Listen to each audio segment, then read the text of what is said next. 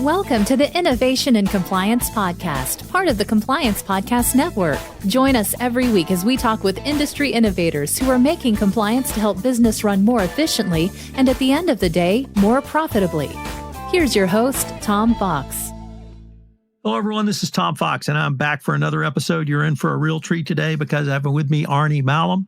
Arnie has a really interesting journey, but most importantly for the compliance professional, he speaks, talks, thinks, and helps people work through corporate culture and how you can fix that culture. So Arnie, with that incredibly long-winded introduction, first of all, welcome and thank you for taking the time to visit me today. Hey, thanks so much for having me. I'm thrilled to jump on and try to lend a word to where businesses are going. It's always a fun journey, as you mentioned. So you've got, I think, a fairly interesting professional background. I was wondering if you could detail that a little bit for our listeners. Well, it's the great American tale. Went to a traditional average university and found my way to Nashville, where jobs sort of took over my world for a few years. And then a great yet terrible thing happened. I got fired and left with not as many opportunities. I started a small company, which at the time was just a way to help clients that were friends of mine and a way to make a living, but turned into a 24-year journey, as you mentioned, that has turned out some fun stuff. So the company you founded, I think, was called CJ Advertising. Could you tell us a little bit about what CJ did? And I was really intrigued with your work in the legal market. Yeah, very unique niche. When I was a television sales rep at Channel 5 in the early 90s, legal advertising was really just getting their feet under them. And the accounts weren't necessarily sought after by the great salespeople at the station. And so they would sort of feed them to me, the new guy. I found quickly that these guys had a lot of room to grow and didn't have a ton of experience in marketing or organizing their business. And so I welcomed them in and, in fact, helped them so much. It's one of the reasons I got fired from the station was I was doing a little too much with them in their overall marketing. And so it led me to start my own agency exclusively serving injury lawyers, building their brands in their markets, making them both likable by the public and known by the public. So when they were needed, they could be called. So then what led to the next entrepreneurial effort, Legal Intake Professionals? Well, the great news about our ad agency is that we were successful. We were able to create an abundance of leads for our clients. We were able to create some success for them in their markets. And as we expanded their advertising, more and more of the television ads were needed to be placed outside of daytime television when they weren't there to answer their phones. And I said, let's place some ads in the early morning. Let's place some ads in the late night. And the resistance was that we don't have people in our office then. And I said, hey, it's not a problem. Let your answering service take those calls. And their response universally was that would be a very bad idea, that their answering services did not meet the standards that they needed to serve their clients. And they were fearful of sending calls there. And jokingly, one of my clients said, you should start a call center for us.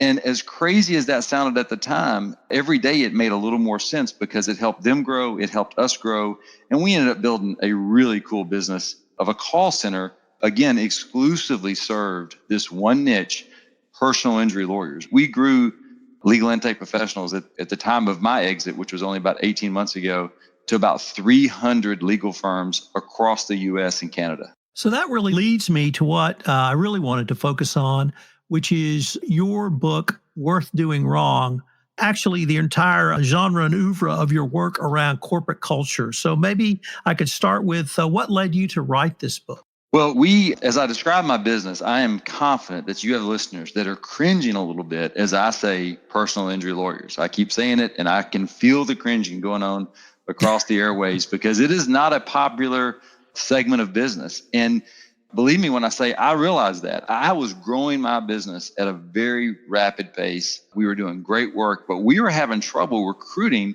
talent to our organization because, and this was the response that really got me when I was talking to a very talented individual about coming on and helping us build our ad agency. And the response was, dude, I don't want you on my resume. And that really got my attention because I realized I had to overcome this perception of working in an ad agency, which is cool, but working for personal injury lawyers, which wasn't so cool then. Hell, isn't really all that cool today. But we had to overcome that. And we did it through creating a culture that was worth talking about, that was worth getting people in the door for, and of course was worth doing wrong.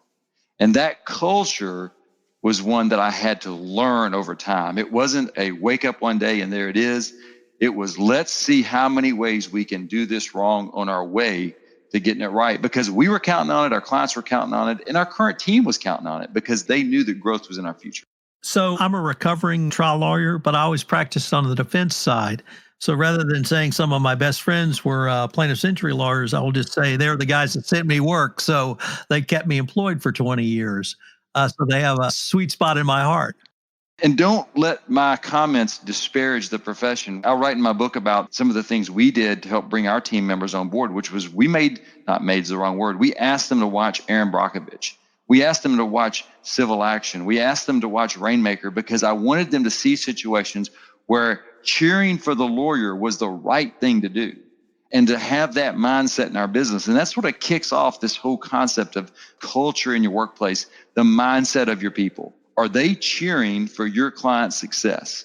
And that's a key for you to create that environment for them, an environment where they can cheer for the client's success and not begrudge it. And that's the way we did it, is we won our people over by everything from those movies I mentioned to watching the documentary Hot Coffee to understanding other documentaries about how hard it is to pass the bar exam, all kinds of stuff to bring our people around to the mindset of our clients.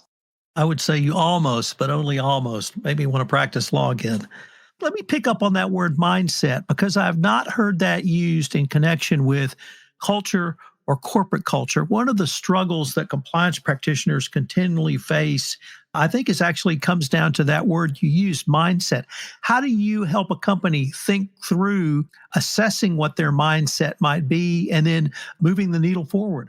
Well, my good friend Jack Daly, who is an expert on sales and culture, has said these words, and I tend to agree with him. He says, you can smell a culture when you walk in the door. He doesn't mean that you can smell what was in the oven or you can smell someone's dirty socks. He means that you can smell a culture when you walk in the door based on the smiles on the faces, the body language of the people, the briskness of their step, and really the decor and feel of the office. And I believe that's true. And so that starts to set the tone. But what sets the tone for that, I'm convinced, is leadership. I am convinced and have practiced the fact that culture reflects leadership, and it's not the other way around. And so then you say, okay, Arnie, we'll define leadership. And of course, it's easy to define leadership as the head of the company, but I would also argue that anyone that garners respect has leadership and has a duty to that leadership to then create a culture that creates the mindset for success in the organization. And so to try to shorten my answer is, you can smell a culture when you walk in the door. Culture is based on the mindset of the people, and mindset reflects the culture of the leadership in that organization. Arnie, I talk to a lot of entrepreneurs, and one of the key challenges they tell me they face is scaling up. That when they start their organization, it may be themselves, it may be a core team of people who are friends, or at least a core team of colleagues that tend to share the same values, tend to work as hard together as a team, but they worry about keeping that ethos and that culture as they are successful in scaling up. How do you advise someone who's in that situation to really think through maintaining that type of culture? I believe and have practiced that, again, culture reflects leadership. The entrepreneur, whether he or she likes it or not, is the leader of their business and the leader of their culture. I see the most harm done when they try to delegate, or worse, abdicate responsibility for their culture to someone else in their organization. Certainly, tasks and champions need to be set forward to create success, but ultimately they're top of their culture chain. I ended up running 3 different businesses at once. You mentioned CJ and Legal Intake, but there were 3 other businesses along the way. And one of the mistakes we made is that we created core values for each business rather than all businesses sharing my personal core values. I'll write about this in the book, and I talk about how we made the mistake and where it led us down the wrong trail. But at the end of the day, it was that my core values became the core values of the company, and that's when our growth really took off. I know that when I started doing strategic planning and trying to scale up my companies, we had 12 people attend a leadership 3-day strategic session. And 10 years later, there was only 4 of those people still on my leadership team, because people grow and life happens. But I was still on that leadership team, and my values still mattered. And they mattered all the way through my tenure at the company, because ultimately the leader's core values, I believe, need to be the company's core values. Arnie, unfortunately, we're near the end of our time, but I was wondering if listeners wanted to garner any more information about yourself, your businesses, or the book, how would they do so? Well, the Worth Doing Wrong website, worthdoingwrong.com, is a great place to find other books I recommend, information on Better Book Club, which is a fantastic way to grow your team and encourage reading within the organization. A little different than you might think, but a great opportunity. And the book is also available on audible.com. And so if you're short on time actually reading, you may have a commute, and like you're listening to this podcast, have a listen to my book. Arnie, this has just been a fascinating interview, and I greatly look forward to continuing the conversation.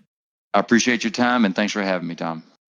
If you're a compliance professional looking for a convenient and effective way to fulfill your continuing education requirements, go to fcpacompliancereport.com/courses and choose from 4 hour-long training packages that will keep you current.